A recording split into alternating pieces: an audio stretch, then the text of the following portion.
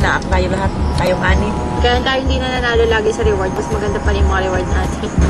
Ganyan naman daw yung ina-api eh. Tinataas. Diba? Huwag ka lang magmalaki. Tingnan mo, yumabang na sila agad. Kala mo na. Naging confident sila. Pag nag-merge, sigurado may kakausap sa atin. Ito nga pala yung question ko, kanina ako pa inisip. Ano sasabihin natin? Manyari, uy, Kay, lumapit sa'yo kanina si Charisse, tsaka si Nikki. Kay, alliance tayo. Ano sasagot mo?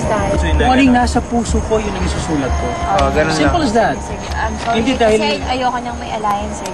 Hindi, wag mo naman sabihin ayoko may alliance. Baka magsabihin hypocrite ka. Simple as kung ano yung nasa puso ko, kung ano yung nasa konsensyo ko. Or pwede mo sa akin naman. basta ang mga sagot na pwede nyo sabihin, kung ano na lang yung nasa puso ko, or wag nyo rin kayo umuo sa kanila tapos biglang sisirahin dahil pangit naman. So either sagot is kung ano na lang yung nasa puso ko, simple as that. sundin ko. Pangalawa, tingnan na lang natin. Ayokong mangako. Pangatlo, pwedeng diretsahin nyo sorry, loyal ako sa naakit. Ganun na lang. So either doon. Pagka sinabihan niya ako ni Jace, sabihin ko, Jace, pare, sorry, pero majority, wala eh. Alam mo na, parang... Gusto nyo, dagdagan nyo ng kwento na umabot kami ng ganitong katagal na sama-sama kami sa hirap at sa ginhawa. Ayaw naman namin itapon nyo ng basta-basta. Yung samahan na nagawa namin. Pinaghirapan namin umabot dito. Ay, sorry, dude. Sorry. Oo, ganyan. So, gusto naming matapos ng buo din.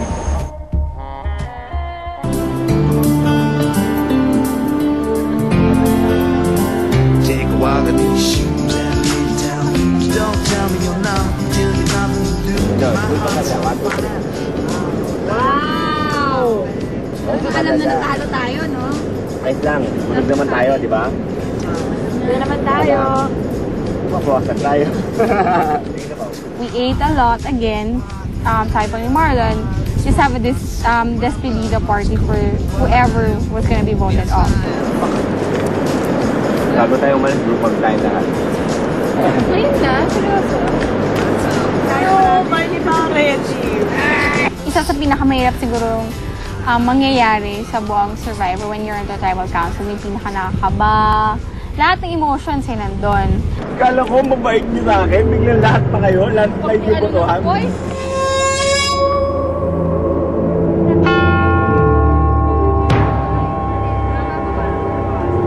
Hindi kami 100% sure na kung talagang sinigi nga yung buboto, mamaya meron na nag-usap-usap sa likod mo. Yun, nila yung ko, medyo kabado ko na. I hope that Nikki stays longer. Kasi parang, alam mo yun, promise, I'm more sane in this island with her around. As in, alam naman niya yun, sinasabi ko talaga sa kanya, huwag ka muna umalis, don't quit. I didn't know what I was feeling till the sky began to fall.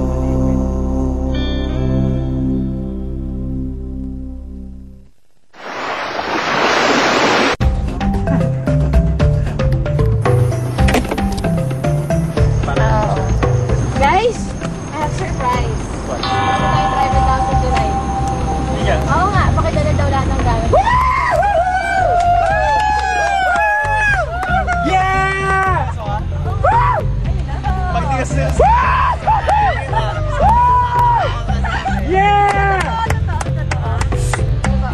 Guys, hindi pa unang pagayos. Joke lang! Hindi talaga kita mapatulugin. Asang-asang sila kasi feeling nila baka nagbibiro lang ako. Nakahiga na sila lahat. Parang ready to sleep na sila lahat. Tapos makukuha ko pa magbiro. Parang ang gustong-gusto talaga nila makapunta doon sa tribal council. Joke, kasi totoo, joke lang. Hindi nga kasi para magising lang kayo, kaya ako sinabi mo. Hindi, problema mo yan mamaya. Basta kami, nag-iinipit kami. Magsasapatos lang ako, dyan ka lang. Ano? Kaalis dyan. Ang totoo. Joke lang. Ang totoo. Sabi namin, parang sigurado ka, pag ikaw nag-joke pa, parang kikilitin ka namin, bubuhatin ka namin, kikilitin ka namin hanggang sa hindi mo na kaya.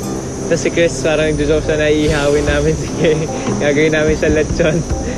Kung mag-joke pa siya, kasi nga, yung parang yung saya namin, nabibitin kami dahil nag-iisip kami na baka nga hindi totoo. Hindi. Alam mo rin, unahan ko na ito. Ano? Hawakan. Dadali ka lang sa dilim. Ano to no? Totoo. Totoo. Sige.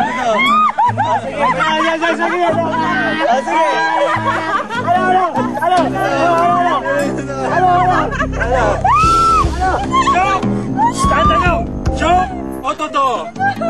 Joke, sagot. Teka lang. Joke? Ulitin mo. Ha? Okay, ilagay. Totoo. Ilagay. Kala, lalagyan niyo ako sa apoy.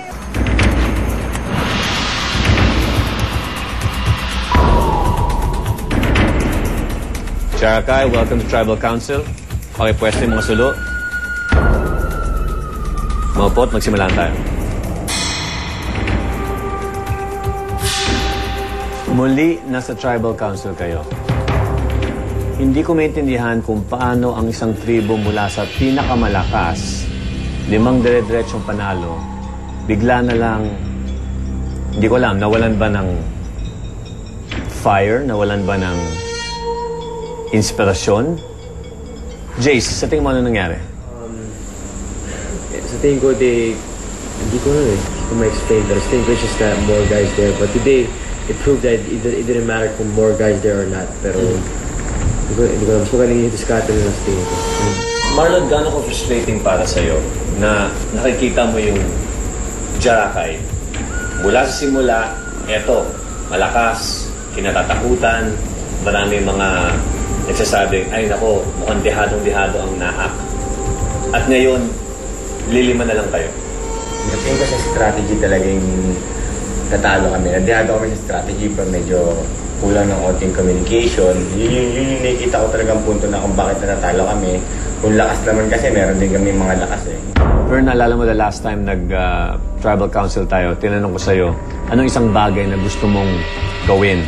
At sinabi mo maligo. Nagkaroon ng ligo reward. Gaano kahirap para sa'yo na hindi nanalo ang tribo mo? At sa ilang sandali, inapanood mo rin yung kabilang tribong nag-enjoy at naliligo. Sinabi ko na lang sa sarili ko, since parang day 70 na, wala pa rin kami ganong pagkakataon na makapaligo ng fresh water, walang soup. So parang kung natiis namin yung ganong day, so parang sige, mag-tiis na lang din kami sa mga susunod na araw. So parang sige, okay lang, shower lang naman yun eh. So gano'n na lang, para mas maluwag na kami. Sa ngayon, para sa'yo, personally, ano yung pinakamahirap na bagay tungkol dito sa ginagawa natin?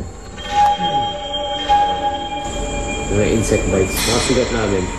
Sobrang 24 hours kami nagkakamot na parang talagang sobrang kate, sobrang hindi lang makate, mahapde, masakit. Parang nakakaubos ng pasensya, parang gano'n. So, most of the time, parang may naulo ko, parang gano'n. Charisse, may punto bang dumating sa camp life stay mo na napaisip ka na, ano bang ginagawa ko dito? Tama bang ginagawa ko? Gaya nung sinabi ni Jace, nahihirapan talaga ako yung mga insect bites. So, parang paminsan yun na lang, parang, oh Lord, nakikita ko ibang-iba na talaga yung issue ko from when I was back in Manila. Tapos parang, wala lang. Kasi sabi ko, ayoko na lang tingnan ng sarili ko or nakita yung mga kagat para hindi ko na maisip na, ano ba to, ano ba, bakit ako nandito ngayon. Pero, other than that, okay pa ako. Kasi kaya ko pa. Nikki, may issue ka ba sa insect bites? Wala. Ha? Sangre? Hindi tinatablan ng mga insect na Kasi nahihil ko naman siya paggabi. Yung alam mo na may mga nagko-call server, ganyan, or mga ants, or mga mosquitoes. Parang wala akong na kamutin. Parang wala na. Hindi ko ganyan, kaya hindi masyado na. Sangre. Sino napauso ng salitang yun? Marlon. Sangre. Para siyang diwata kasi kung nakita ko. Wow! Para siyang isang barangay tumbatan ko. At pati yung mga insekto ayaw sa kanya. Ayaw siyang saktan.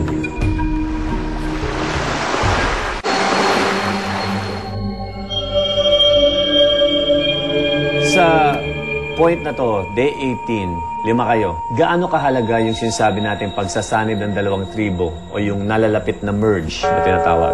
Marlon? Parang lahat na doon na magsisimula yung sarili mo diskarte. Sa akin lang. Siyempre, malaga yun dahil mapag-aaralan mo na kung paano talaga mag-strategize, paano mo aatakin lahat ng mga katribo mo. Ikaw, Vern, pag hindi ka umabot sa merge, Siyempre, malulungkot. Dahil yun nga isa sa mga inaabangan ko na kasama sa merge. Doon talaga makikita sa sarili mo kung ano talaga ang meron ka. Nikki, may chance ba na ilan sa mga katribo mo hindi pa lumalabas ang totoong personality at doon pa lang pagkatapos ng merge lalabas kung sino sila talaga?